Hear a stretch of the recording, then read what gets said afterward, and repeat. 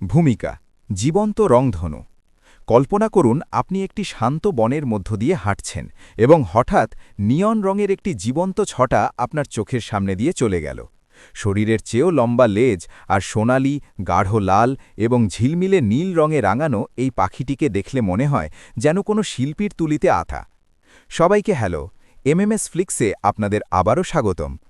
আজ আমরা ফিজেন্ট বা মথুরা পাখির এক রহস্যময় এবং অবিশ্বাস্য সুন্দর জগৎ অন্বেষণ করব।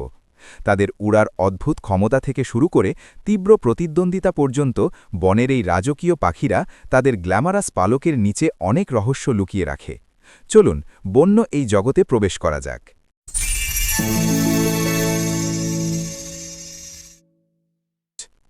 ফিজেন্টের জগতে সাজগোজের নিয়মগুলো বেশ কড়া। বিজ্ঞানীরা যেটা সেক্সুয়াল ডাইমরফিজম বলেন, এটি তার একটি নিখুঁত উদাহরণ। পুরুষরা, যারা মোরগ হিসেবে পরিচিত, তারা খুব চমকদারভাবে সজ্জিত। তাদের আছে প্রাণবন্ত পালক, লম্বা ছড়িয়ে থাকা লেজ এবং চোখের চারপাশে লাল রঙের মাংসলো অংশ, যাকে ওয়াটেল বলা হয়। কিন্তু স্ত্রী পাখিরা দেখতে একদম আলাদা। তাদের সারা শরীর অনুজ্জ্বল, ছোপ ছোপ বাদামি এবং ধূসর পালকে ঢাকা। কেন এমন হয়? এটি প্রকৃতির শ্রেষ্ঠ ছদ্মবেশ বা ক্যামোফ্লাজ।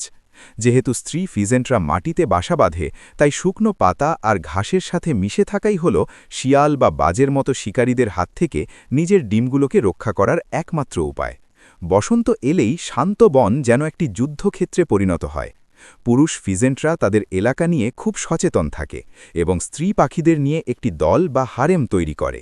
সঙ্গিনীকে মুগ্ধ করতে পুরুষ পাখিটি এক চমৎকার নাচ প্রদর্শন করে। সে তার পালকগুলো ফুলিয়ে তোলে, মুখের লাল ওয়াটলগুলো বড় করে দেয় এবং এত দ্রুত ডানা ঝাপটায় যে সারা বনে একটি গভীর ড্রাম বাজানোর মতো শব্দ প্রতিধ্বনিত হয়। কিন্তু যদি অন্য কোনো পুরুষ তার এলাকায় ঢুকে পড়ে, তবে শুরু হয় এক নৃশংস লড়াই। ফিজেন্টদের পায়ের পেছনে ছুরির মতো ধারালো কাঁটা বা স্পার থাকে।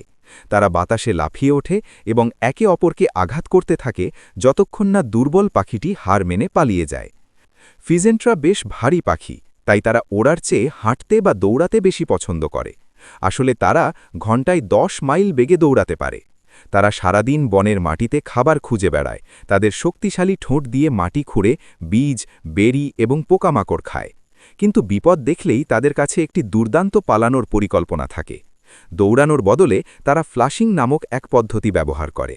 পাখার প্রচণ্ড ঝাপটায় এবং হঠাৎ এক বিস্ফোরণের মতো শব্দ করে তারা প্রায় খাড়াভাবে আকাশে উড়ে যায়, যার গতি ঘণ্টায় প্রায় 50 মাইলে পৌঁছে যায়। তারা গাছের মগডালে পৌঁছানোর জন্য খুব অল্প দূরত্ব ওড়ে, তবে এই হঠাৎ চমকে দেওয়া ওড়াটি যে কোনো শিকারীকে হতভম্ব করে দেওয়ার জন্য যথেষ্ট। মূলত ফিজেন্টরা ছিল শুধু এশিয়ার আদি পাখি। প্রাচীন চীনে গোল্ডেন ফিজেন্ট ছিল সৌন্দর্য এবং আভিজাত্যের প্রতীক, যা প্রায়ই উচ্চপদস্থ অফিসারদের পোশাকে নকশা করা হতো। শতাব্দীর পর শতাব্দী ধরে রোমান এবং অন্যান্য পর্যটকরা এদের সৌন্দর্যে এতটাই মুগ্ধ হয়েছেন যে তারা এদের ইউরোপ এবং পরে আমেরিকায় নিয়ে যান। আজ বিশ্বজুড়ে প্রায় 50টিরও বেশি প্রজাতির ফিজেন্ট রয়েছে, যাদের প্রত্যেকেই যেন জীবন্ত শিল্পের একটি অনন্য আদর্শ। তারা তাদের রংধনুর মতো রং প্রদর্শন করুক বা তীরের মতো আকাশে উড়ে যাক, ফিজেন্টরা সত্যি প্রকৃতির অন্যতম নাটকীয় পাখি। ফিজেন্ট সম্পর্কে কোন তথ্যটি আপনাকে সবচেয়ে বেশি অবাক করেছে? আমাদের কমেন্ট করে জানান। বন্যজীবনের এই যাত্রা যদি আপনার ভালো লেগে থাকে, তাহলে ভিডিওটিতে লাইক দিন এবং এমএমএস ফ্লিক্সে সাবস্ক্রাইব করুন। কৌতূহলী থাকুন, দেখা হবে পরবর্তী অ্যাডভেঞ্চারে।